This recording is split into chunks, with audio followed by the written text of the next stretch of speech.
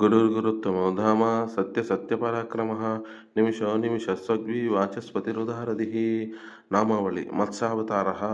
ओं गुरुत्तमाय गुरवे नमः। ओं धाम्ने नमः। ओं सत्याय नमः। ओं सत्यप्रका पराक्रमाय नमः। ओं निमिषाय नमः। ओं अनिमिषाय नमः।